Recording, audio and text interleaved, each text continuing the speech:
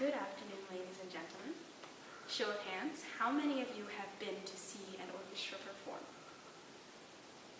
All right, second question.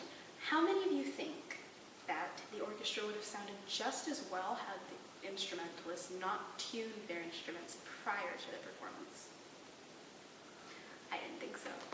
Well, that's what this is going to be about today. I'm going to show you all how to tune a cello. Now, there are three main points to tuning that you have to keep in mind. First, your pegs. Are you going to tune with your pegs here, or are you going to tune with your fine tuners down here? Second being, what is your tuning source? Are you going to use an electronic tuner? Is your electronic tuner set to the correct frequency? Are you going to use a piano, which is a chromatic tuner, obviously an acoustic? What is your tuning source? The third one being bow technique. Now, you absolutely have to use a bow when tuning stringed instruments such as a cello, violin, double bass, or viola. The reason being, when you pluck a string, you get a slightly varied sound compared to the one that you would get when using a bow. You have a very steady sound playing with a bow, whereas when you pizzicato, which is to pluck the string, you get a kind of twinge sound. You get an eh, and the pitch sound changes just a little bit once you've done this. You get a... Now, it doesn't sound very distinct unless you know what you're looking for, but as for tuning purposes, it is still extremely important even to the untrained ear. So, without further ado, we're going to try and tune. Now, a few more things to remember about the bow. You want it always to be placed parallel to the bridge, which is your piece right here, this elevated wooden piece.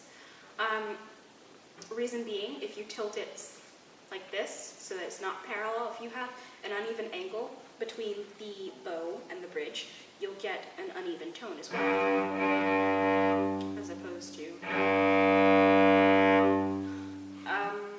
You want to make sure that the bow strings here, bow hairs, are flat on the string, and you always want it to be parallel. A couple more things, pegs and fine tuners. Now, to use the pegs, as you can see, they're bigger than the fine tuners down here. When you're using the pegs, you want to use these only if you need a particularly large difference in pitch. If you want to go from this to this, you're going to use your pegs up here. Fine tuners are exactly that. You need fine increments with these. So if you want to go from this to this, you would use your fine tuners. You want, when you're tuning with pegs, always to turn the peg ever so slightly, because if you don't, you could risk either popping your string, the peg being pulled taut too far, or having to restring if you loosen it too much. Fine tuners, when you want a higher pitch to go from this to this, you're going to tune clockwise. If you want it to go from this to this, that is from a higher to a lower pitch, you will tune counterclockwise. The exact opposite goes for the pegs. You're going to go clockwise for a lower pitch and counterclockwise for a higher pitch. Alrighty, let's go ahead and try and tune. This is what I need. This is my C. That's not the sound I need. So, you're going to play for your note and try and match that.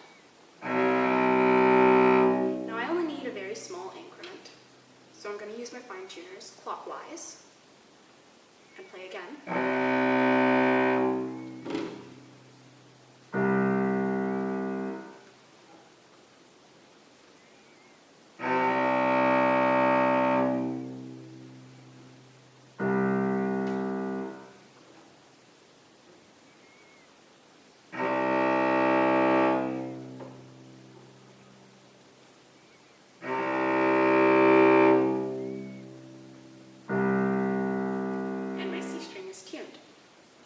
Do the same thing for the rest of the strings. The process is exactly the same.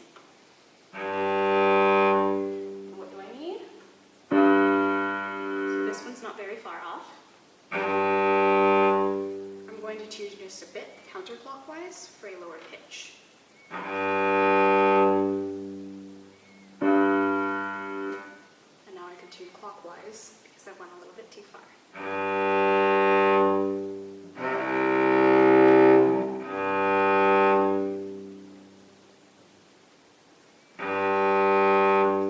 My D string is tuned. So there are always three things to remember when you're tuning in a cello. First, where are you tuning from? Will you be using your pegs or your fine tuners? Second, your tuning source. Chromatic tuner electronically, acoustic chromatic, which would be something like a piano or another instrument. Another instrument. And lastly, bow technique. Always something to keep in mind. I hope this has been helpful.